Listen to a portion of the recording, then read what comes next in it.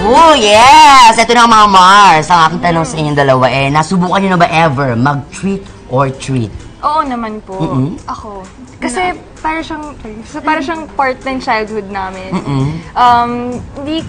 Ako kasi I had a very fun childhood. So, yung mom namin dati, dinadala niya talaga kami, naghahanap siya ng mga different activities pag Halloween. Hindi yung parang typical mom na naghahanap siya sa internet, sa dyaryo, ng mga... Tsaka ng village, kung saan ka na pwedeng dalhin. Ako, memorable na Halloween ko sa Alabang.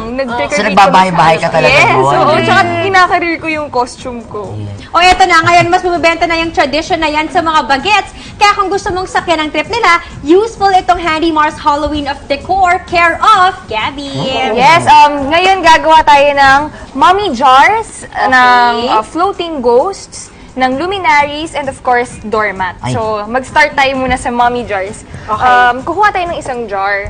And then, yes, usually, di ba yung mga sa movies, like yung mga mummies, naka-cover sila ng gauze, ganyan. So, gagawin natin ngayon yun sa jar natin. Kukuha tayo ng gauze. Then, using glue gun, pwede natin siyang idikit. Ito, ayan. Ingat-ingat lang sa mga gagamit ng glue gun. Yun na lang yung glue gun mo. Diyan mismo. Akin na, I'll help you.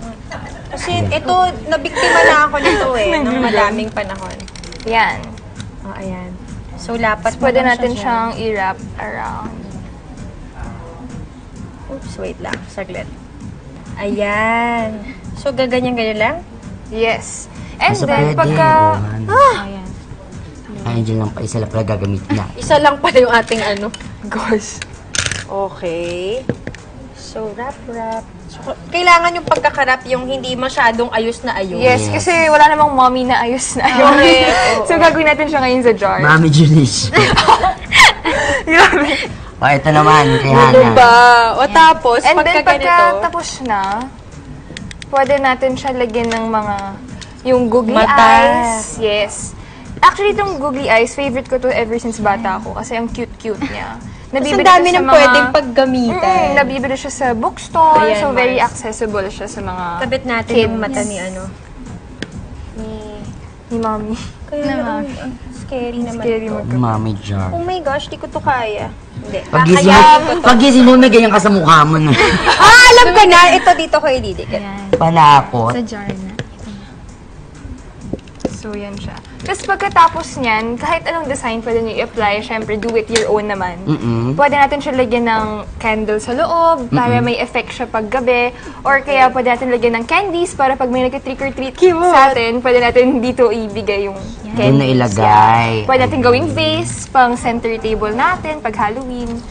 So actually, ito yung finished product ng Mommy Jar. Ay, wow! O, diba? Medyo, Ako din meron. medyo miscarry siya. Hindi pantay yung mata ng akin. Ang Maliit mami yung jar- isa.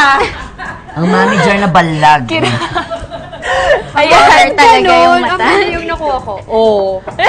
Ganun talaga kasama sa drama yan. Pananakot na eh. Okay. So, yan yung Mommy Jar.